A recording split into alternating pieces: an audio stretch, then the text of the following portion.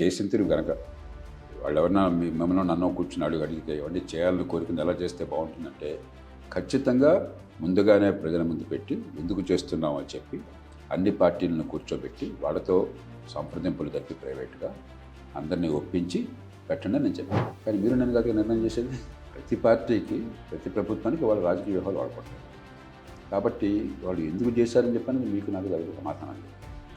మనం చూడవలసింది వాళ్ళు చేసిన పని వల్ల మనకి లాభం ఉందా నష్టం.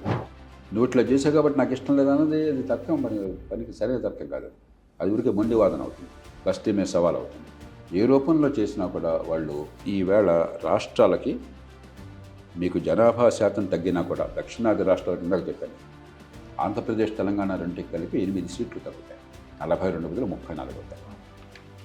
ప్రస్తుతం ఉన్నటువంటి పార్లమెంట్ సంఖ్య కొనసాగినట్లయితే మరి తమిళనాడుకి 10 సీట్లు తగ్గుతాయి, 39 బదులు 29 అవుతాయి. కేరళకి 7 సీట్లు తగ్గుతాయి, 20 బదులు 13 అవుతాయి. కర్ణాటకకి కొంచెం తక్కువ తగ్గుతాయి, 28 బదులు 26 అవుతాయి. ఒరిస్సాకి 4 తగ్గుతాయి, 21 అనుకుంటా ఉంది, 17 అవుతాయి. పశ్చిమ బెంగాల్ 4 తగ్గుతాయి, 42 అనుకుంటా ఉన్నది, 38 అవుతాయి. ఈ రాష్ట్రాలు కోరుకుంటుంది ఏంటి? మాకు ఎంపీల సంఖ్య తగ్గకూడదు, ప్రస్తుతం ఉన్న పార్లమెంట్ సంఖ్య.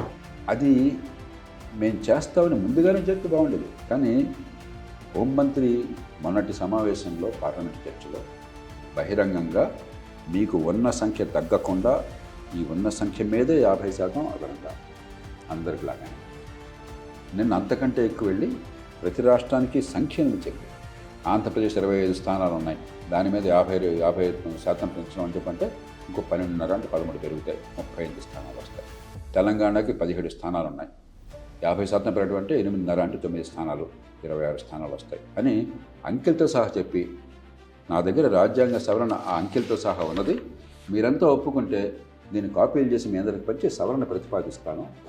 ముందుగానే కనుక మొత్తం చేస్తే బాగుండేది. కానీ నువ్వు ముందుగా చేయలేదు కదా అని చెప్పి నాకు ఇస్తానంటే, మనకి శ్రీనాథుడు శృంగార నైషధంలో ఒక పద్యం చెప్తాడు, సిరిరా మోకాలడ్డు వారెవరు. లక్ష్మీదేవి ఇంటికి వస్తానంటే, సంపద ఇంటికి వస్తానంటే మోకాలు అడ్డుకుంటాం. మనం వచ్చింది తీసుకోవాలి కదా, మనకి లాభం కదా. మనం ఏం కోరుతున్నాం అది ఇస్తూ ఉంటాం కదా, ఎలా ఇస్తూ ఉన్నాను నాకెందుకు మీకు. కాబట్టి బీజేపీ చేసిన తీరట్లా ఉంది రాజకీయం, మీరు చర్చించుకోండి. కానీ నిర్ణయం ప్రజల సమస్య. మన రాష్ట్రాల 7 రాష్ట్రాల ప్రజలకి ప్రాతినిధ్యం గతంలో ఉన్నంత స్థాయిలో ఉంటుందా, లేకపోతే జనాభా రీత్యా మన శాతం తగ్గింది కాబట్టి ప్రాతినిధ్యం తగ్గుతుందా? ఇది కదా సమస్య. మీరు లేవనెత్తారు కదా, ఈ రాష్ట్రాల నాయకులుగా లేవనెత్తిన అన్ని పార్టీల వాళ్ళు. మీరు ఏ సమస్య లేవనెత్తారో ఆ సమస్య పరిష్కారం ఇదిగో చేస్తాము, మీరు అనుకున్నట్టుగా ఆ రకంగా ఏ రకంగా ఇబ్బంది లేకుండా చేస్తాము అని ఒక పార్టీ ఉత్తరాదిన బలమున్న పార్టీ, అక్కడ సీట్లు పెరిగితే లాభపడే పార్టీ, దక్షిణాదిన పెద్దగా బలం లేని పార్టీ, ఇక్కడ సీట్లు పెరిగితే పెద్దగా లాభం లేని పార్టీ ముందుకొచ్చింది. అది అందుకోవాలని లేదా? కాబట్టి వాళ్ళు ఎలా చేశారు, వాడు ఎలా మాట్లాడాడు, ఏ రకంగా చేయొత్తాడు మనకు అంత అనవసరం.